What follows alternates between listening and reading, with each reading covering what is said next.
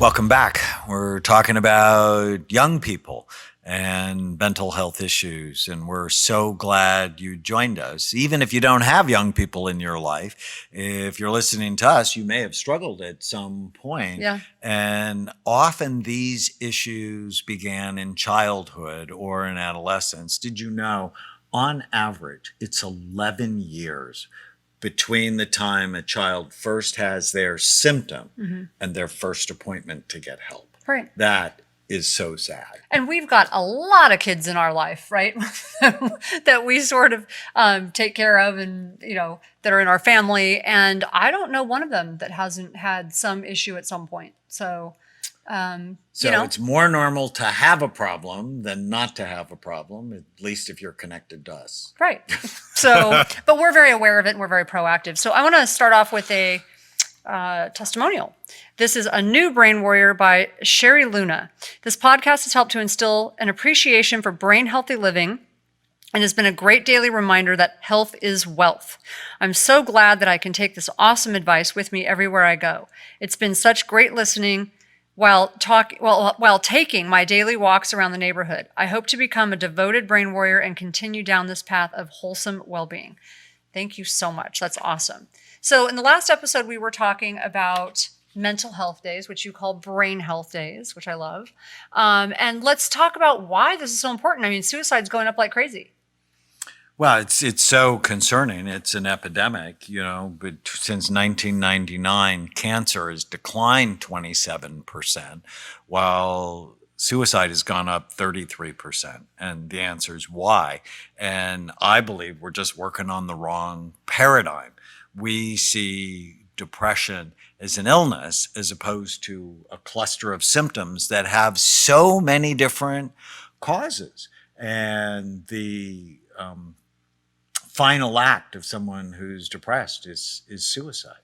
Now, in adolescence, because you think you're going to live forever, they don't really see the behavior as the end, even though it is. Right. And often people who kill themselves do it when they're drunk. They do it when they're intoxicated. They've had thoughts, but they had some measure of impulse control. And when you drink or do drugs, it often takes away your control, so you act out without forethought. So these numbers are alarming. So in 2017, 5,016 males and 1,225 females between the ages of 15 and 24 in the United States killed themselves. That's very alarming. I mean, that's just crazy. But my question is, why so many more males than females? So we've known that forever, that women make more attempts, about 4 times the number of attempts, because their ability to communicate is better generally. So they'll use the suicide gesture as a cry for help.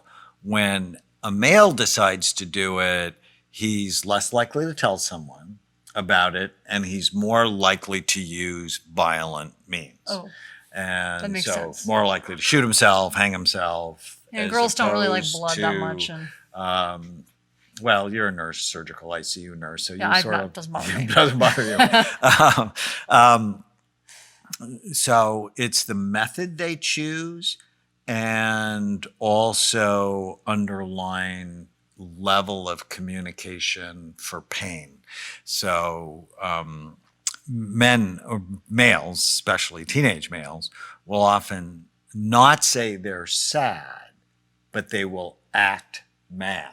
Mm-hmm. And there's a huge connection between irritability, aggression, and suicide. Mm-hmm. So we think that's one of the major reasons for the gender difference. And what's interesting is that according to the study in JAMA, it's not only the numbers, they're the highest they've ever been. It's not just because we're collecting data better. They're actually saying that the numbers are the highest they've ever been, taking into consideration, population, everything else. The numbers are going up, as far as percentage.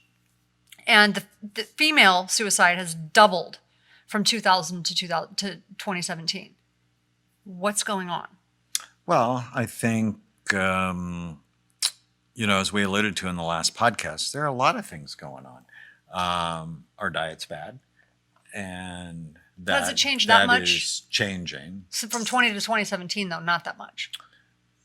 Well, it's not getting better. It seems to me, at least, to be getting worse. Everything's processed, everything's packaged, everything's quick. Social media, that's worse. Really wasn't much of a factor in 2000. No. And now it's everywhere. Okay, so you just touched on something really important.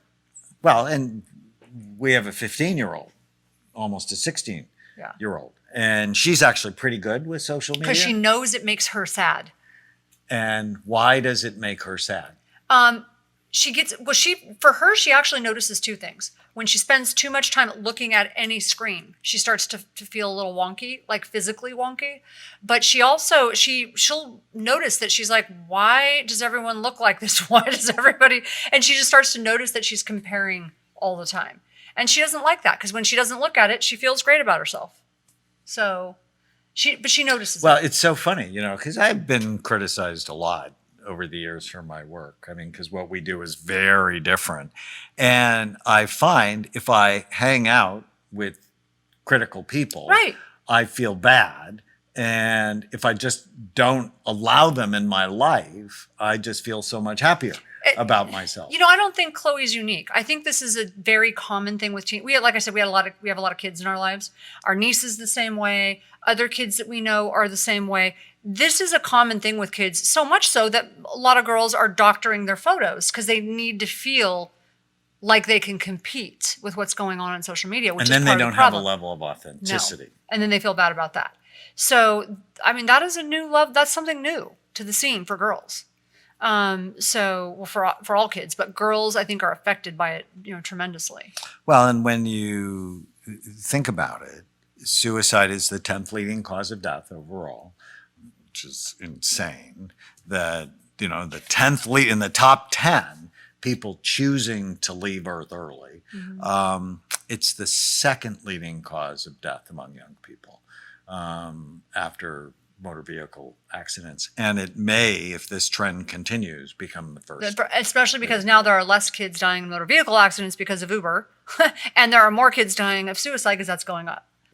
So I really thought about scanning all the Uber driver brains. I know, that's a little scary. I'm like, we're just thinking that Uber is safer, and I'm not sure it is. So if you have a teenager you're worried about, what can you do? So one, you can take our free brain health assessment online and know, which brain type do they have, and make sure you give them the nutrition and supplementation that can help them. So that's one thing to do. We also have a course, Brain Thrive by 25. It's really good. That they can take. Independent research was in 16 schools showed it decreased drug, alcohol, and tobacco use, decreased depression, and improved self-esteem. Mm-hmm. So teaching them to love their brains. And what I like about that course is it really helps them to understand telling a kid, eat healthy, they don't really understand why they don't make the connection. It really helps them from a practical standpoint to understand why certain foods, food is medicine or it's poison, right? So why certain foods do tend to lead to things like depression and anxiety, whereas other foods tend to settle those down. Supplements, we talked about that before, vitamin D, fish oil, they can radically help for some people. Certain supplements just really help. So it's really helpful. That course is really great for that. Well, and so from a supplement standpoint, I think all kids should take a multiple vitamin. For sure. Because it just gets them the nutrients they need because they're not getting lacking them usually in their diet. All kids should be taking omega-3 fatty acids, fish oil. And many young teenagers are vegetarians for moral reasons, but it just plummets the omega-3 level in their body. Omega-6. It drives up omega-6 and it drives up inflammation, which is a major cause of both depression and dementia. And let me just touch on something. It doesn't have to do that. You can be conscious. You can pay it if you do it right. Sadly, kids tend to think that being a vegetarian means you can eat French fries and donuts, and like they don't really get it. It's like, oh, I'm just not eating animal protein. It doesn't work like that. So you can be a healthy vegetarian. You have to know what you're doing. So. Yeah, no, one of our doctors was a vegetarian. His family's from India. And he's one of the most unhealthy people I've met. Because he thought he could eat French fries and donuts. Pasta and chips, Right. and all the things that But weren't good. when he became clear. So diet, supplementation, getting them more in the sun, actually measuring their vitamin D level. And, another thing that's happened in the last 20 years that people don't talk about much is the dermatologist won.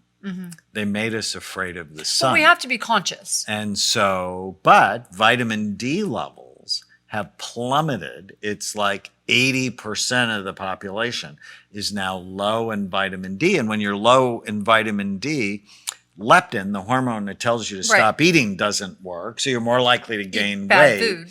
And so if you're worried on social media about a body image issue, and Just now creates you're anxiety. overweight, it really, and the fat on your body also increases inflammation in your body. You see how it could spiral into a negative. So I just think everybody should measure their vitamin D if you're in a place like Oregon or like Seattle or Michigan, then you may need to take a supplement.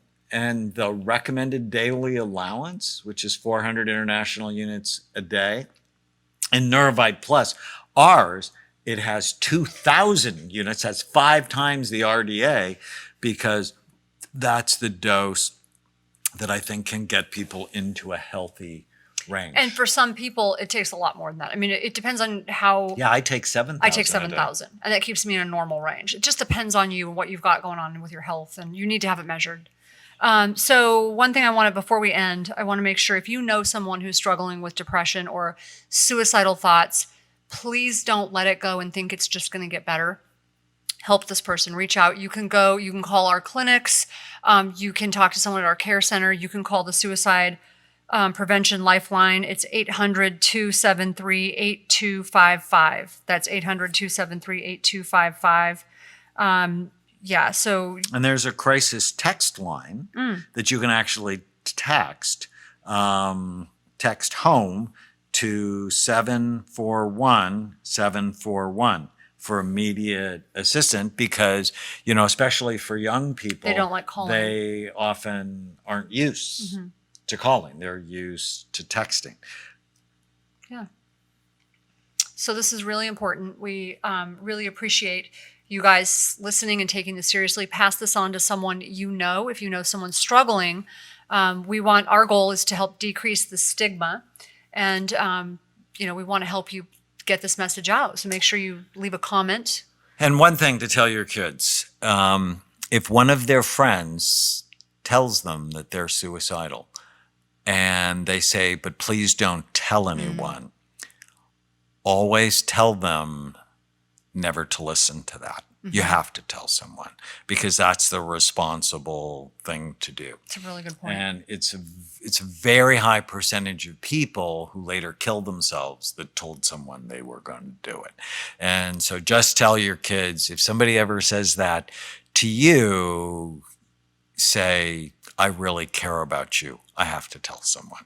And even if that person gets mad, it's better to be mad than dead. Right. I love that. That's so true. So please leave a comment. Let us know if this has been helpful to you. Pass this on to someone that you know if they need it. And just, you can go to brainwarriorswaypodcast.com, leave a comment. You can go to Tana Amen on Instagram or Daniel Amen, and we want to hear from you. Let us know if this has been helpful. Thanks so much. If you're enjoying the Brain Warriors Way podcast, please don't forget to subscribe so you'll always know when there's a new episode.